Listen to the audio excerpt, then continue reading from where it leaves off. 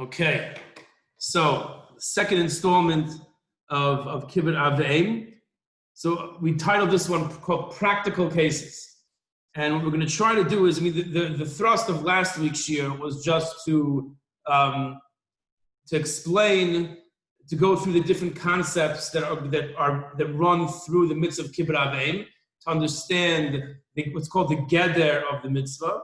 And this week I want to get a little more practical. We did see one practical shayla last week from Rabbi Schreck about an elderly parent that wanted to move in with his son. We're going to see a similar truth from Rav Vosner tonight, Be'ez Hashem. Just to quickly recap, we saw last week that the mechayiv, the obligation of Kibud Aveim, it's interesting. By mitzvahs, normally we don't give reasons so much. But for Kibud Aveim, we saw the Yerushalmi that's brought down by the Chayei Adam Lahalacha, that it's midin pira'on choiv. That if I borrow money from somebody, I have to pay them back. That's how it works. So for Kibud Aveim is my parents gave me my life.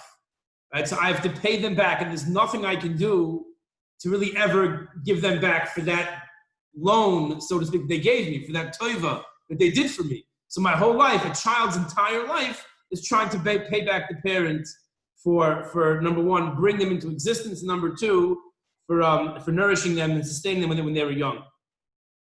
The second concept we saw was hakaras hatoiv. It's a fundamental concept in Yiddishkeit, the idea of recognizing the good that someone did for you, and then trying to not pay them back, but recognizing that and therefore bestowing good upon them. So, and that brings us to the third concept was that the three shutzvim, the three partners in one's creation, is Hashem and his mother and his father.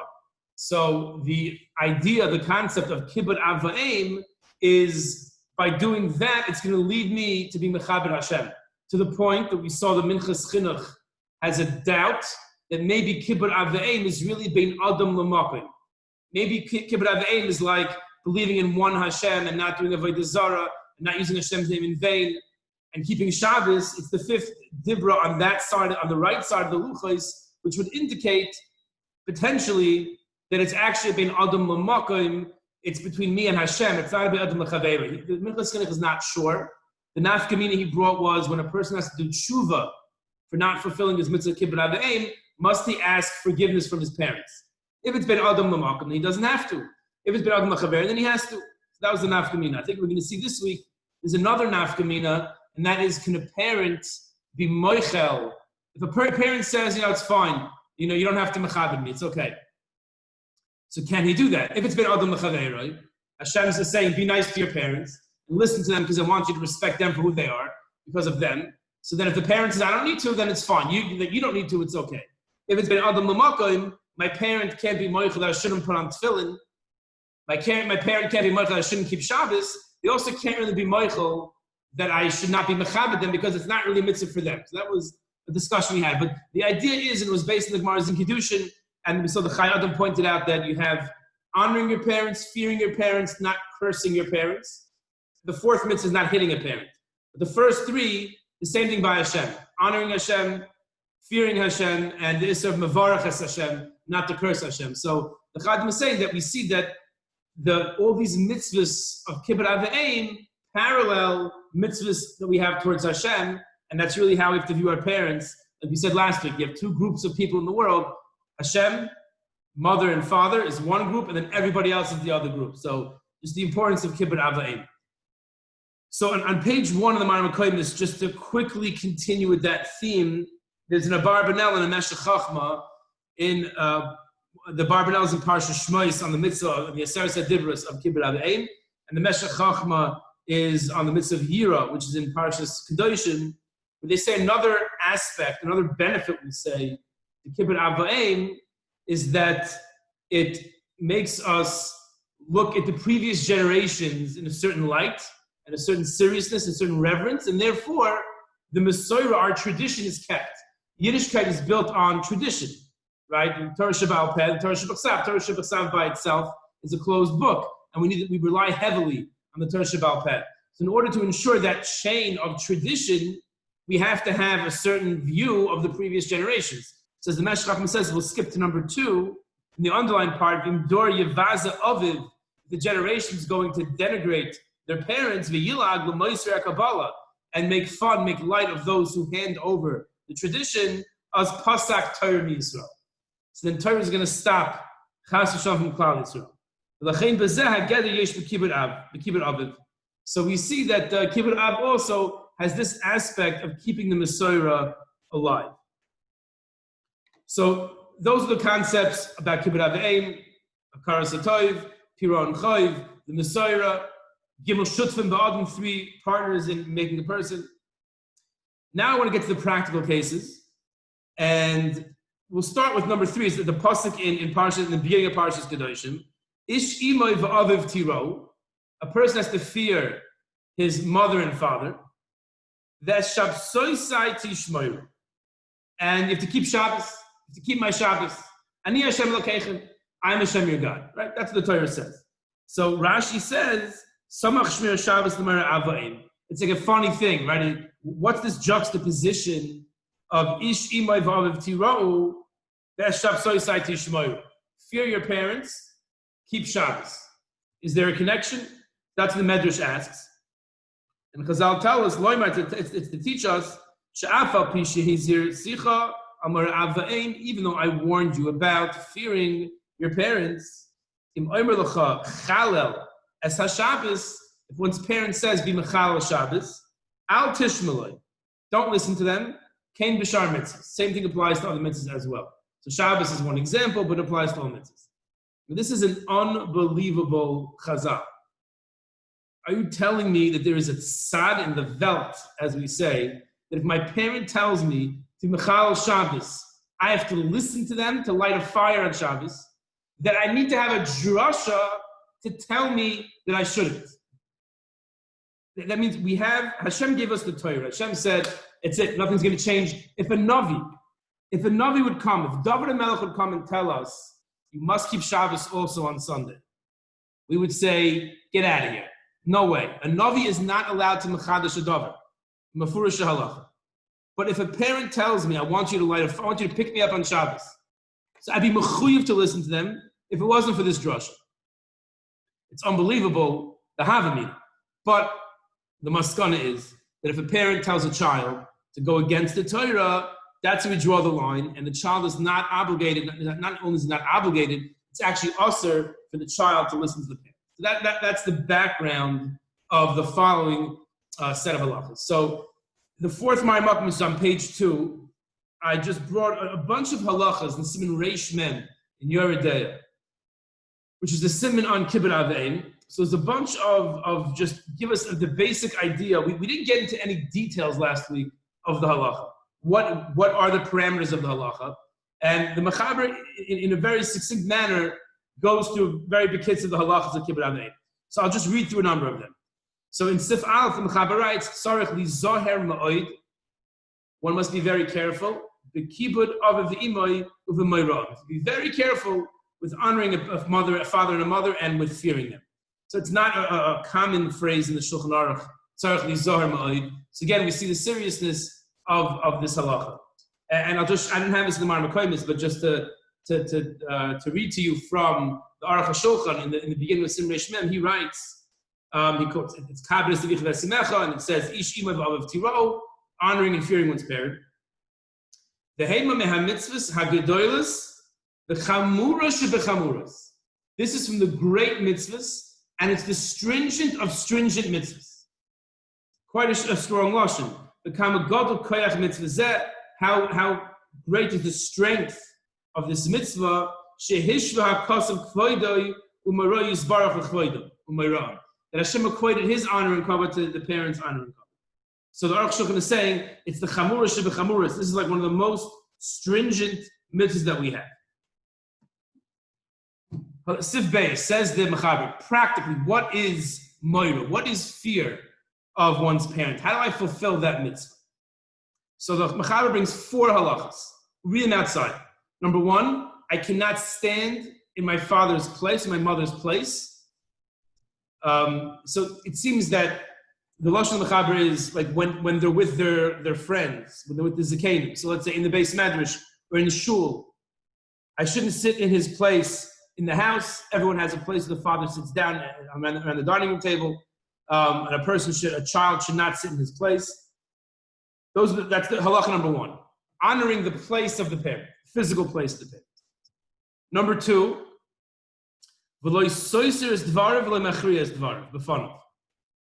a child cannot contradict what his parent says, and he can't be machriyas dvar, which means he can't say, daddy or abba or tati, what you're saying makes sense.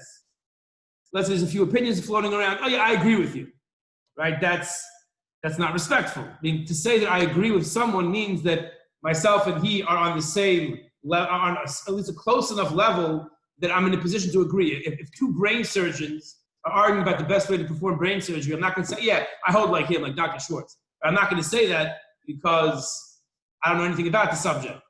So a child should not, and this is even a grown child, should never contradict the parent and not even agree with what they have to say.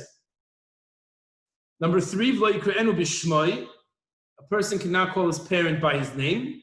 It's also a concept of fearing a parent, it's a respect.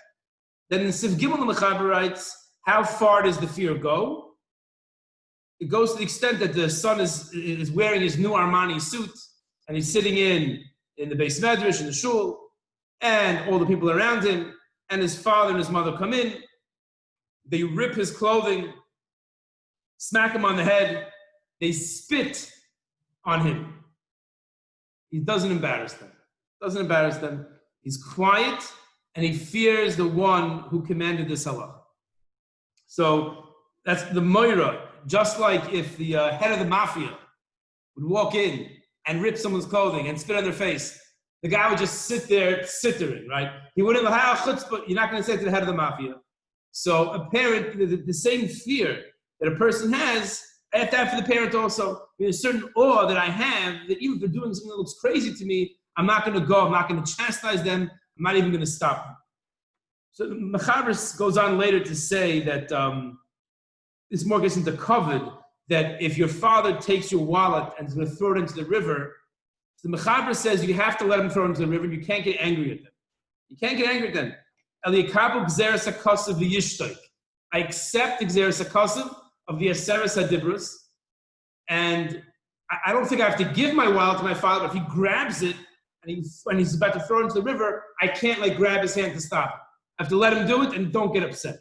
That's what the Mechaber says. There are more rights that if he's going to throw your money into the river, you can stop him from doing so. But once you stopped him, you can't be upset, you can't embarrass him. The Taz, and this can explain that the Mechaber agrees. We discussed last week, you don't have to Mechaber your parents with your own money. Mechaber holds that you can bring your father to Bezdin afterwards. Meaning my father took the money, threw it into the river. So I can bring him to Bezdin. One can bring their father to Bezdin and get the money back. The Ramah says, why go through the whole process? Just stop him throwing in the first place. But either way, we see the tremendous restraint that a kid has to have for his parent. Now, going back 1 second to this din of not contradicting your parents. So, if I'm not mistaken, I didn't see it this time around, but if I'm not mistaken, there's a halacha also. Some say that you have to address your parent in the third person. How is father feeling this morning? Would father like a drink, right? So the Aruch HaShulchan writes that, from my memory, I didn't look it up this time, that a person who does that, a child who does that, is eina elamina matmid, which means that that's like a weird thing. So the Gemara, and then in turn the Shulchan Aruch, they lay out what fear is, and they're painting a picture for us of what that is. But we have to know in our society how to apply that, because the Torah doesn't say don't sit in your father's seat. The Torah says fear your father. So Chazal, based on how they understood things in their time, came up with these halachas of Kibud and Yira. But if we're living in a generation where if you refer to your father in the third person, it's just outright strange, so then you shouldn't do that, right? Because it's the concept they're interested in, as opposed to the specific example that Chazal brought us, when it comes to this case of halacha. So, you tell your kid, we'll see later on if this is a good example, but let's for now assume it is. You tell your child, you're going to bed now, 8:30, get into bed. And the kid says, no, I want to stay up later. It's too early. So that's a clear violation of this halacha. You can't contradict your parents, right? Or if the parents are planning a vacation, I want to go to Orlando. No. I think, let's go to New York, right? So you're contradicting your parents. But I think most parents don't mind and would be concerned if they didn't have a back and forth like that with a child. I mean, it's okay to say, and the 8:30, 9 o'clock is too late. You have to get to bed at 8:30, and the kid listens. But it's okay. I don't think we would want to have our children, whatever we say, they go and they do that. With such a child, there's either something very right or something very wrong about it. It's not normal. But you want to have a discussion. You want to hear your child's thoughts. If you're planning something, you want to hear what they have to say. But there's a gvul, right? And we're going to see as we go through these halachas that part of the challenge in Kibud Avayim is a lot of gray, right? The areas of halacha that are not black and white, I noticed that the Olam has a more challenging time keeping to. The examples we always bring is Lashon Hara is number one, where there are so many exceptions. You can't eat chazer unless your life depends on it. Very simple. And from Jews are very successful in not eating chazer. But Lashon Hara, there are 101 exceptions. There's Te'eles, right? And then there's, if you say Mumar L'Te'avon, maybe, there's a whole shtickle L'Chavetz Chaim. There are so many exceptions to where a person's allowed to say, maybe sometimes is obligated to say something negative, that it's just hard for us to keep to all the intricacies, and sometimes we end up just pushing the whole thing to the side. Another example is Chol HaMoed. On Shabbos and Yom Tov, we have 39 malachas. And on Yom Tov, we have Eichel Nefesh. Fine, we say that. But that's it. Otherwise, you can't build the house. On Chol HaMoed, all of a sudden, there's Peil Shein HaMayoichel, and there's Davra Ovid, and there's Tzarchei Rab, and there's so many exceptions, and a lot of gray area that's challenging. Kibud Avayim, even though it's one of the Seres HaDibros, we'll see there's a lot of gray area. And this is one of them, right? When does it get to a point where the child is already violating the Isser, the mitzvah of Kibud Avayim, that comes with a punishment? Or we'll see in Rav Moshe Steinbach, there's a klala for a child who's not fulfilling the mitzvah of Kibud and Yira, right? So, like you're playing with fire. So should my child be like biting his nails every time I say something? And like, how should he respond? So I think the mahalach is, I didn't see this in Paiskin, but I think the mahalach is just be normal. There's a certain level of normality that we have, normalcy that we have to have. And if one feels a child goes too far, so you say, listen, adkan. But we can't just copy paste. So to say that if a child can't comment on what his parent says, I don't think that would be normal today. And therefore there is a gray area, but a child has to be careful and realize that he's taka playing with fire. The Mechaber continues, and he says that, and this is very important halacha, if a person's parent, lo yaleinu, gets Alzheimer's, becomes mentally incapacitated, becomes very difficult to deal with, very demanding, so the halacha is the child to try to deal with them and try to care for them. But if it's impossible, they've just totally changed.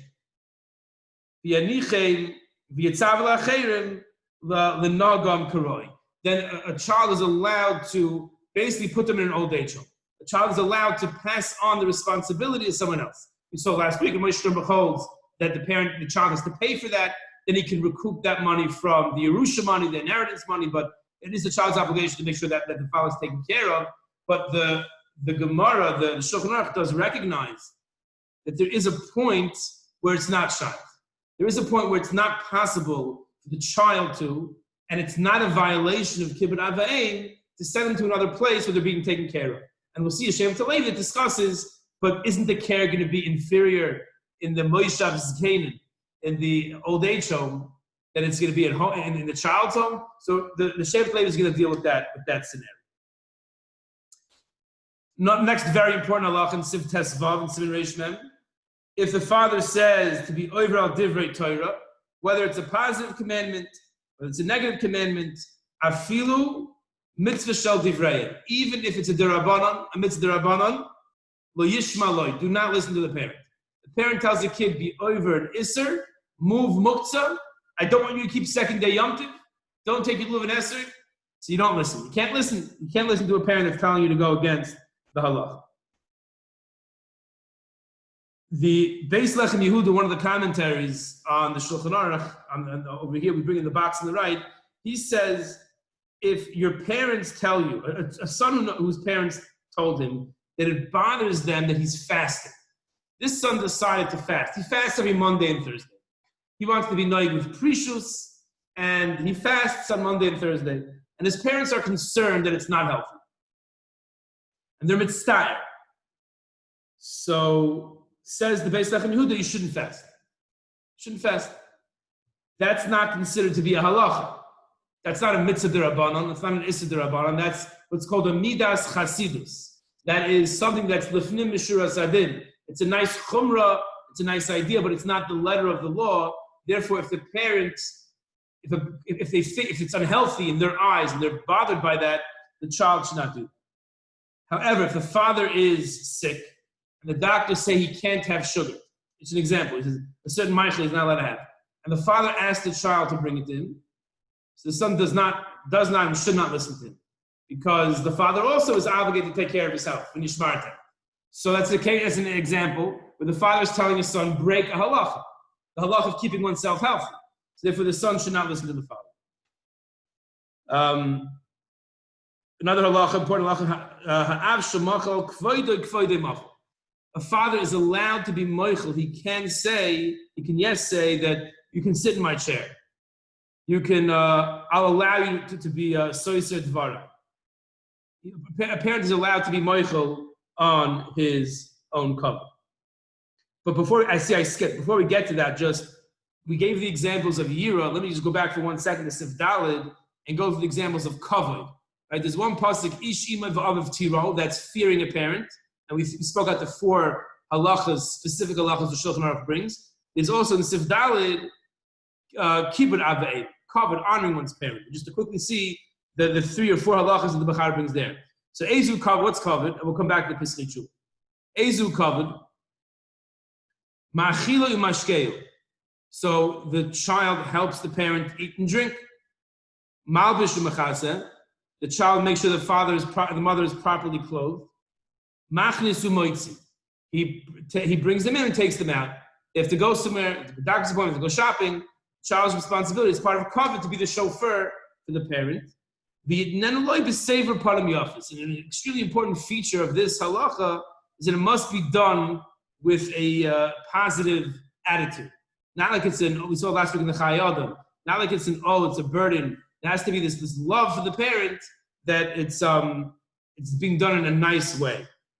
And the Shulchan Aruch, it's a Gemara, goes on to say that you can feed your father caviar, or the case of the Gemara is like certain birds, fat birds, every day with like a mean face and get punished for that. And one can make the father work hard at a millstone in a nice way and get reward for that. So it's less about what the person is doing, but the manner with which he's doing it. That's kavod. So kavod is tending to the needs of the parent. We have to sum it up and say fear is being in awe and having respect. Awe and respect are yira, and kavod is tending to the needs of the parent. That's the halachic definition of kibud aveim. When we colloquially say kibud aveim, we're referring to like them to get both those together. That being said, the Shulchan Aruch passes this test that a father or mother could be moichel on the kavod. They can say that you don't have to mechabed me. They could say that. So the Pischei Tshuva brings a Tshuvas Radvaz that a lot of the poskim bring as well, who says that when the parent absolves the son from kibud, you don't have to feed me, you don't have to chauffeur me, it's fine, you can sit in my seat. What that accomplishes is that now the son will not get punished if he does so. Otherwise, he'll get punished. But says the Radvaz, there's still a mitzvah. If the son chauffeurs his parent and feeds his parent and doesn't sit in his seat, he still fulfills a mitzvah. So the parent cannot be moichel the mitzvah. The oynish, the punishment, he can be moichel. But the parent can't be moichel the actual mitzvah itself, which would lead us to believe that it is a beit adam l'makah. If it's only a beit adam l'chaveroi, the parent says, I mamish don't care. It does not bother me if you sit in my seat or you don't take me to the doctor's appointment. Then there shouldn't even be a mitzvah. The parent just doesn't need it. But the fact that the mitzvah remains would be an indication that there is an element of bin adam l'makom as well. I saw somewhere, and I'm forgetting now where I saw it. It was in Shuvas Van Hogs by Moshe Sternbach or the Shevet Levi somewhere else. it was the Shevet Levi. He says that a parent can't really be moichel kibud aveim. It's not in his control. He can't really be moichel. What he can do is he can say, right, because the shaila was, can the parent then retract that? Let's the parent said, you know what, Yankel, my son, I don't mind, for the next 3 years, sit in my seat. I'm moichel on that halacha. And then a few months later, the father sees how the kid is treating him differently, so he wants to now go back on that. Can he go back on that? The Shevet Levi says he could, because a father can never really be moichel his cover. What he could do is he can say what's called ki'ilu his kabalti. In other words, in any specific case, if he's sitting in my seat, I can say, okay, I'm not makbid, that's fine, I'm not makbid. But the father can't be moichel. He can't say, okay, from now on, I'm absolving you from the obligation to not sit in my seat. I'm absolving you from the obligation to feed me. The father can say, it's as if you fed me. I'm not makbid, and right now you're in my seat, and the kid won't get punished. But the father can't give him a chila that will be chal from now on and absolve the child from the mitzvah. So again, we see that the father can say, I don't mind, you don't have to feed me, but he can't really, what's called krich arayin, he can't really get into the kishkas of the mitzvah and absolve the son from doing that. An important halacha. We'll see two more halachas. In Yud Ches, the Mechaber paskins that there's a mitzvah of Kibud Avaim, even if the father is a Rasha. Even if the father is not from, but he's totally anti-religious. Let's say he was from, and now he's not from, and I'm not a Tinuk Shenishba. He's a Rasha. There still is a mitzvah of Kibud Avaim. That's the Rambam Shita. The Ramah paskins like the Torah. The Ramah writes, some say that's the Ramah paskins that one does not have to honor his parent who is a Rasha unless the parent does tshuva. So that's also a very important machlokes. Many people who have become from and the parents are not from. So what's the gather of kibbud abba in there? So the Sfarad and the Mechar paskins, yes. Ramah paskins, no. We'll see in Rav Moshe Shlomo's tshuvas he defines that machlokes a little more. And the last halacha, famous halacha, that a student who wants to go learn Torah, and he feels in a certain place he'll find a siman bracha. He's going to be successful if he goes to a certain yeshiva in a certain country, and the father is concerned, he's moicheba, he protests, says, I don't want you to go. Why? He's afraid that it's dangerous.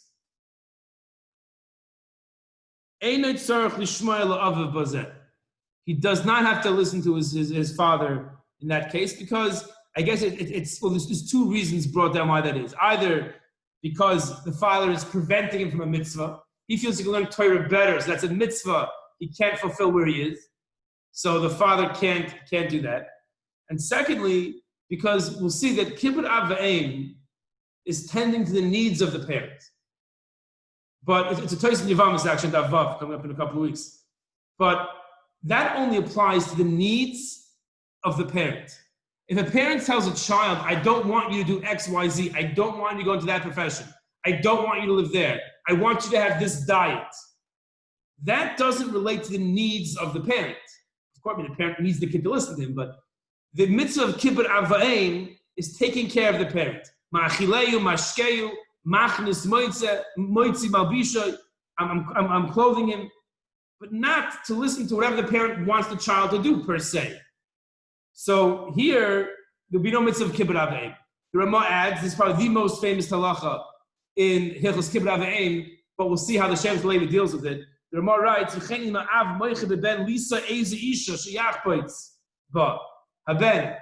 father does not want his son to marry a certain girl. He does not have to listen to his father. Again, the Gra on that halacha brings down, the source is that Toys in Yavamas Navav, who says that Kibud Avayim is limited to the needs of the parent. To not sitting in the parent's seat, not contradicting the parent, giving him food, giving him drink, but not that the child has to listen to what his parents say for his own life.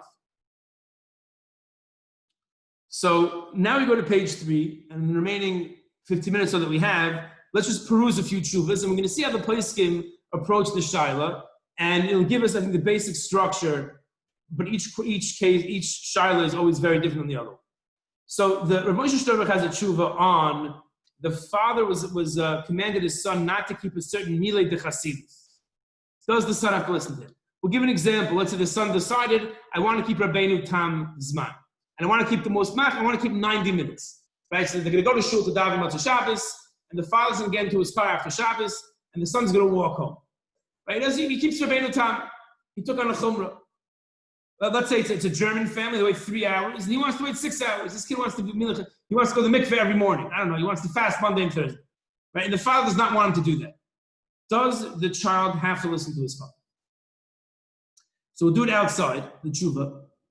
In paragraph 1, Rabbi Schreck says, he quotes, it's a Rambam, but it's the Shulchan Aruch that we saw as well, that if the parent asks the child to violate or to not fulfill a mitzvah, you don't have to listen, even if they're Rabbanan. That being said, he says, that here, we're not talking about Isurim, right? This is the Rabbanan, but if it's like a milei de chasidus, that's not included, that's not an obligation of the child.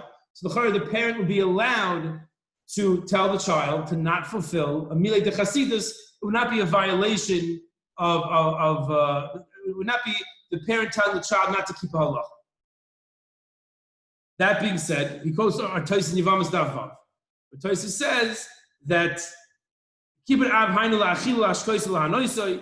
Kibud Av is to honor the parent, to give him to drink, to eat, to give him pleasure. When the parent is commanding the child about the child's lifestyle, about what the child can or can't do, that's already beyond the scope of Kibud Avein. Kibud Avein is to tend to the needs of the parent, not for the parent to make demands on the child, for the child himself. That being said, the Gra says even in such a case where the parent is telling the child, I don't want you to do X, Y, and Z, there's a mitzvah to listen, a mitzvah kiyumis. There's no obligation to listen, but if I do listen, I fulfill a mitzvah deraisa, one of the Aseret Adibras. Number 2, not everybody, not all the Rishonim agree with this Tosfos, and it's a Rashba as well. But he writes, Harbe Rishonim, which I didn't see, I think it's a Ritva, and others, many Rishonim, says Moshe Sternbach, they hold that a parent can say what you're doing bothers me, it's the wrong thing, and the child has to listen to the parent. He goes on to bring a Maisa from the Arizal, the Ari HaKadosh, who did not go to the mikveh in the winter because his mother thought it was bad for his health. His mother was nervous, my son's going to catch a cold. So the Arizal was one of the foremost Kabbalists in the history of Jewish people. But his mother said, and he was already a grown man, and his mother said, I'm afraid for your health. Please don't go to the mikveh. He didn't go to the mikveh. Why? Because the mikveh is a midas chasidus, it's a milei de chasidus. His mother told him, I don't want you to go. So he didn't go. If I'm not mistaken, the story goes as follows. One of his Talmidim was going to the mikveh, and because everyone knew that the Arizal's mother was makbid, that he shouldn't go. And he saw the Arizal going to the mikveh. And he followed him. And he went to the changing room, and he got undressed. And he walked over to the mikveh, to the water. Students like, what's going on? And he said, I'm doing this for Kibud Aim. And then he walked back, got dressed, and went to the base medrash. So he did the whole thing. Now, maybe he did that because to show it wasn't atzlos, it wasn't laziness. Maybe he wanted to mamish fulfill the mitzvah. He'll walk up to the mikveh, ready to go in and say, I'm not going into the mother said I shouldn't go in. That's what he did. That's even the Arizal, who, when we take on a midas chasidus, it's like whatever, we want to be whatever. For the Arizal, he saw all the gevaldige tikkunim and all. He felt the kedusha in a real, sincere way after he went to the mikveh. That being said, it's not halacha. It's a maila. So he listened to his mother. So therefore, says Moshe Sternbach, in this case, the son should not do it in a way that his parent's going to suffer from it. Because if on the tzad that he's chayiv, according to the other Rishonim, he might chas v'shalom receive the klala, the curse of Orah Makla of Avivah.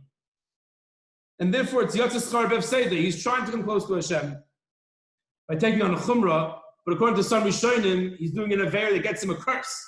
So you have to wait and study. And he says, but this is all referring to a case where the parent doesn't understand or appreciate the chashivas of the inyan of the mitzvah.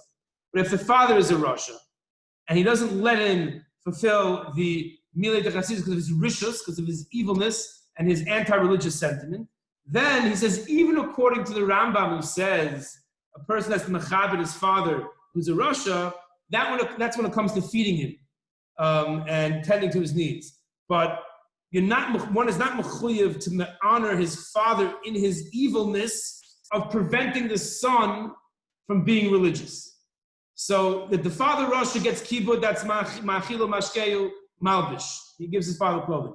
But this din of when the father dictates to the son what he can or can't do, if he's doing it out of rishus, I don't want you to keep the Torah, I don't want you to keep anything Hasidus because I don't want you to be religious, then you don't have to listen. That's what Moshe Sternbuch writes. Another tshuva about a kid who wanted to grow pace and he wanted to grow a beard, and his parents didn't want him to. Not an uncommon shayla.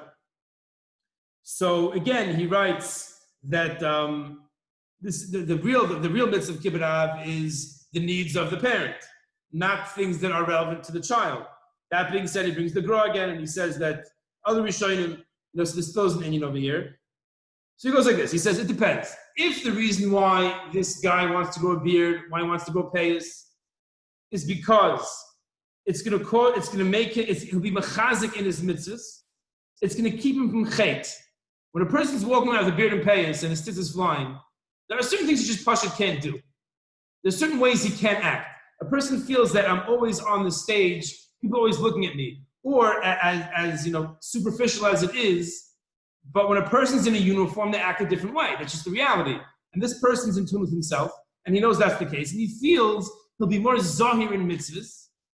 Then he says that takes precedence over a mitzvah's kiyumis of Kibud Av. Right? Shneimach approaches it that when the father is telling the son what to do, there's no obligation, there's no chiyuv to listen, but one does fulfill a mitzvah deraisa when he listens. So normally Kibud Av aim is an obligation, it's a chiyuv. When it's to do with the son, don't drink coffee, don't go to the mikvah, it's a mitzvah kiyumis, which means if he listens to his parent, he fulfills the mitzvah deraisa. If he doesn't, he's not doing anything wrong. So we have to balance, the balance the scales. So if the kid is doing it because stam it's a geshmak chumrah, okay, don't do it. Listen to your father. If you're doing it because you feel it's going to be shomer you in your Torah and mitzvahs, then that definitely outweighs a mitzvah kiyumis of Kibud Av. And he says it's only when the father's request to refrain is not because of hating religion. He writes, in fact, if it'll make the father uncomfortable that his son looks different than he does, that is a valid reason.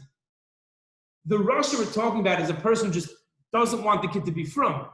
If the father says, listen, it's embarrassing for me, I'm going to get into my car after Shabbos, you're going to walk home.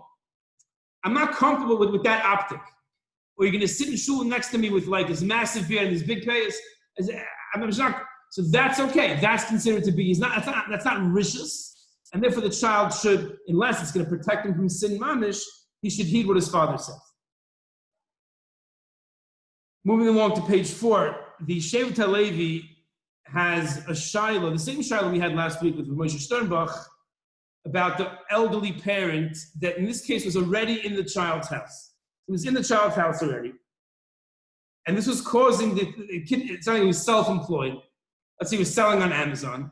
And he just wasn't able to be on top of his game. So he was losing money because he was metapel with his father nonstop. He was busy with his father. It was causing, the Lashon is, Hezek Gomer, the Shalom Bayis. It was causing serious damage to the Shalom Bayis. The daughter-in-law was not on board. She was not on board with this. She wasn't happy about it, and there were problems. So the Rav who sent the Shaila into the Shevet Levi writes that we all know, the Mechaber we saw says, that b'makam aveira, or b'makam bitul mitzvah say, if the Kibud Av is going to cause a transgression, or a lack of ability to fulfill a mitzvah, then there's no mitzvah of Kibud Av. So the Rav wanted to argue that's the case over here. And therefore, the son would be allowed to put his father into an old age home. So Rav Vosner says that it appears, it's noite, which means it appears that we should listen to the daughter-in-law. That it's as we saw, the Mechaber says that if one cannot deal with a parent, even the Mechaber and the Gemara recognizes the fact that it gets to a point the kid just push it, it's too much. He can't even topple with the parent. Then he can hand it off to someone else. So Rav Wosner writes that seems to be the case here, where it's being mazik in Shalom Bayis. Being mazik his parnasa, that seems to be at a point now where he can't be kept at home. You'll argue that the care he'll receive there would be inferior to at home, which is definitely true. But he said the Shulchan Aruch knows that. The Shulchan Aruch said, it's the Rambam, that if it's too hard, you hand it off to someone else. Now, of course, the son will take care of his father better than anyone else can. But still, if it's impossible, if it's not shaykh, if it's gotten to a point where it's just not plausible, so then it goes to you can send to the old age home. But he writes, that's as long as there's no concern that in the old age home, some damage will happen to the father, or he'll die younger. If there's a fear that they're going to neglect him, and he's not going to live as long, or he's going to get sick, then you have to keep him at home. We're talking about a case where in the son's house, he'll get tender love and care, and in the old age home, they'll take care of him, but it's not going to be the same. But nothing bad will happen to him. His life's not going to get cut short. If that's the case, you must keep the father at home. But as long as you can provide a safe and healthy environment for the father, then Rav Wosner writes, in the case of hezek to the Shalom Bayis and losing a parnasa, so then one would be allowed to put the parent in an old age. We have time for one or two more tshuvas. I'll skip that one. We'll come back at this time. Okay, here's a great shaila. This is going back to the Ramah who spoke about the shidduch, right? The father objects, the mother objects to the shidduch. The child does not have to listen. It's an open Ramah. The last Ramah in Hilchos Kibud Avein. So that was the shaila that came to Rav Wosner, and he writes like this. There's a maharik with one of the late Rishonim. Here's a case where there was a boy who wanted to marry a girl. Now, this girl was divorced. She had been married.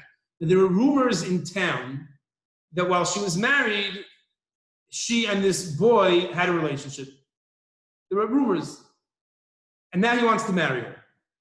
The father comes with a taina that it's a bizayon. There's this rumor about you and this woman, and now you're going to marry her. It's going to be very embarrassing for myself, for the family. It's a zila be'milsa ba'ava mishpachto. It's a disgrace. And if I do not want you to marry, I have no issue with her. She's a great girl. But since we have these rumors, I'm just not comfortable. So the Maharik writes that as long as min hadin, as long as halachically, there's no reason to stop the marriage, they're permitted to each other, does not listen to his father. Because the father is asking him to do something that's not relevant to the father. The son is not doing any aveira.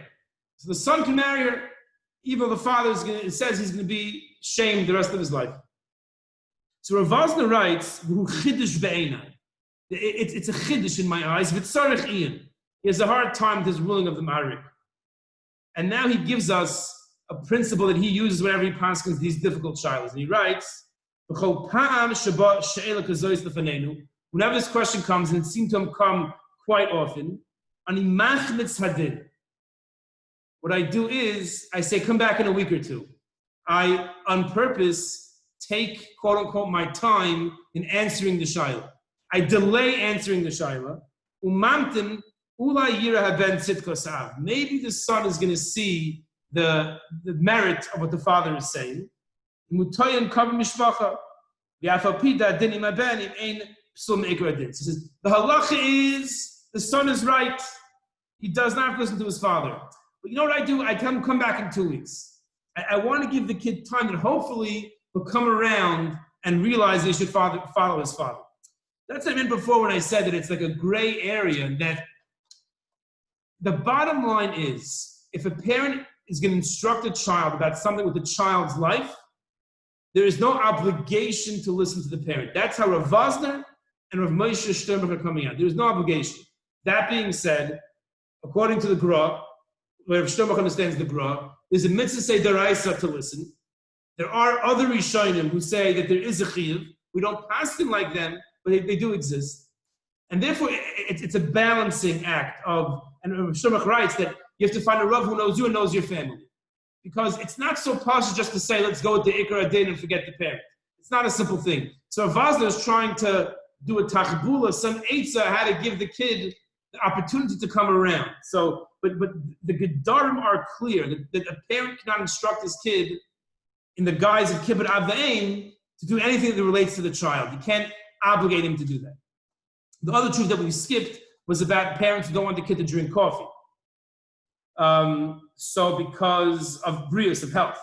Just if they have no reason, so then it's a machlokes, and then you don't have to. But he says you shouldn't drink it in front of them because it causes them pain, but you can drink it not in front of them.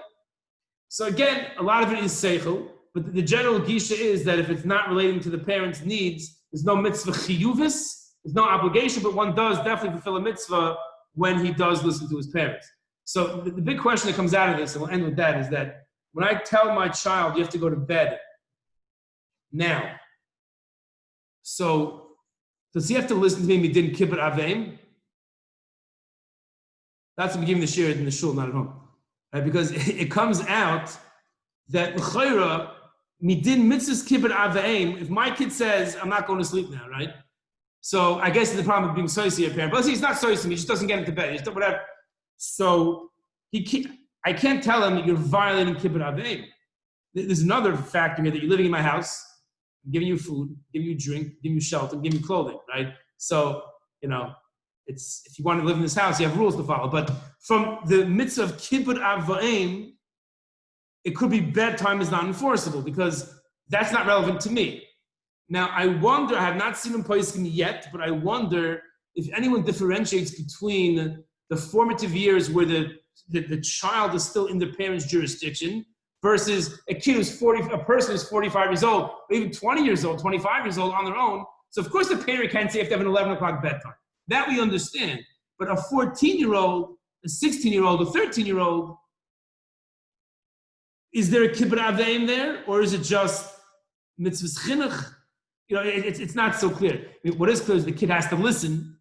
The shaila is, what's the mechayiv? Is it midin kibbut aveim? But that's the general chiddush over here, is that obviously we have to be very careful with fearing the parents, having the proper respect for the parents.